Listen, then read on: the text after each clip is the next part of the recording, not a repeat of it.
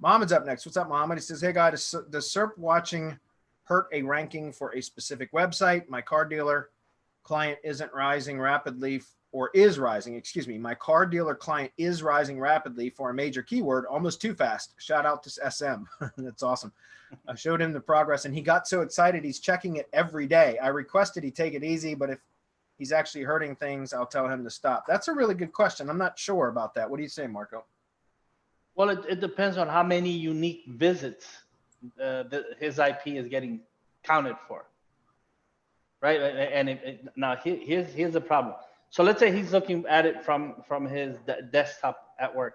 Then he goes to his laptop and he looks. Then he's home and he looks at it from his mobile phone. Then he tells his wife, "Hey, go check this out." And he reaches out to a friend.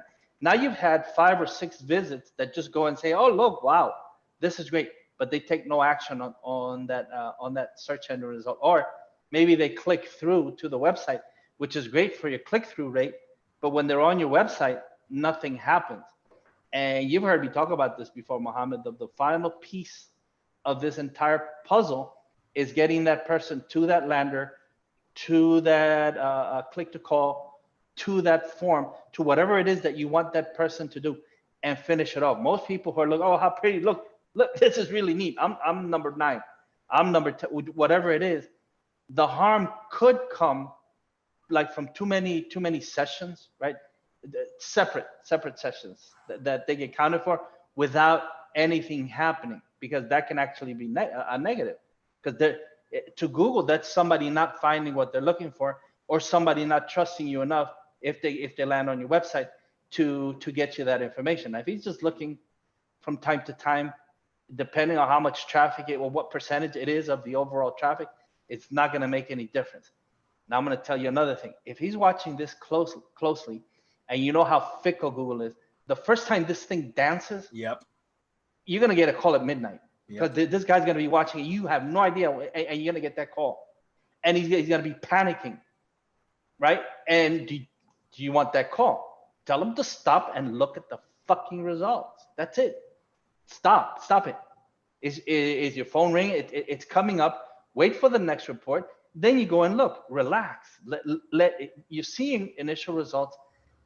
Give me time to put everything in place so that you can see what the end result of what I do, because he's not really giving you a chance. And I'm telling you, the first negative thing that happens, this guy's going to freak out on you. Remember, Marco told you.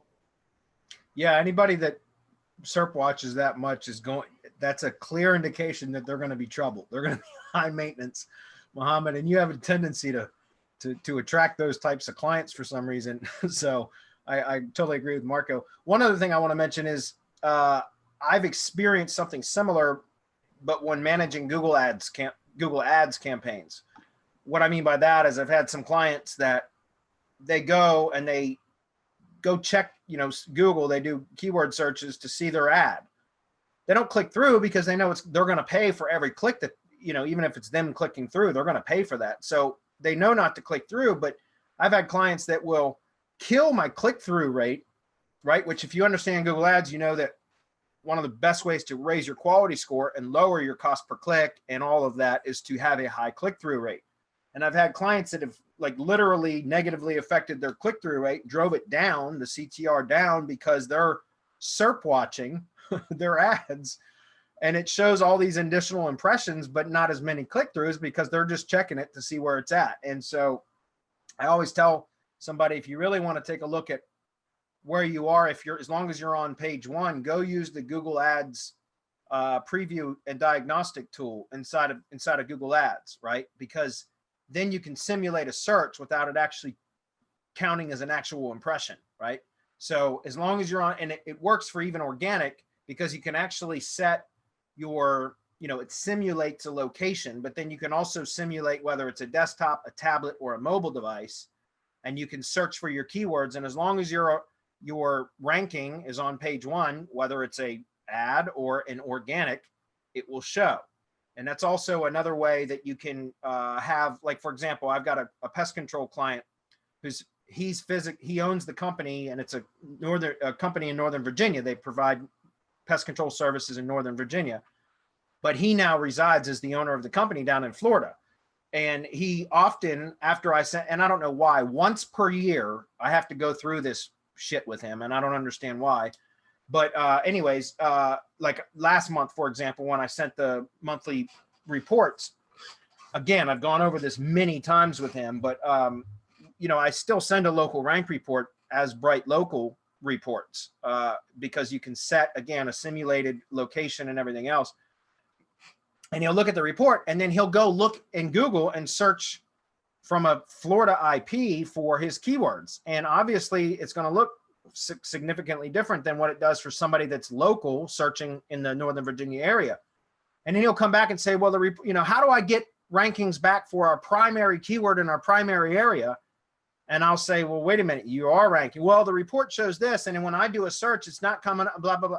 And I've had to explain that to him many, many times and say, and even provide a tutorial of like, hey, look, go use the Google Ads preview and diagnostic tool. So you can set the mobile device, you can set the location.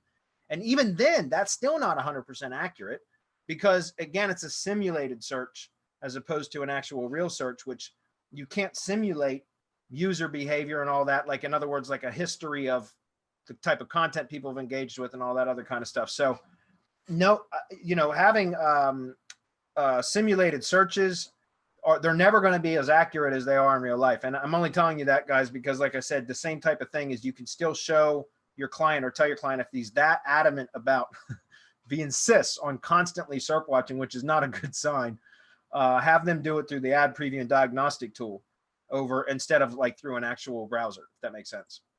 Okay.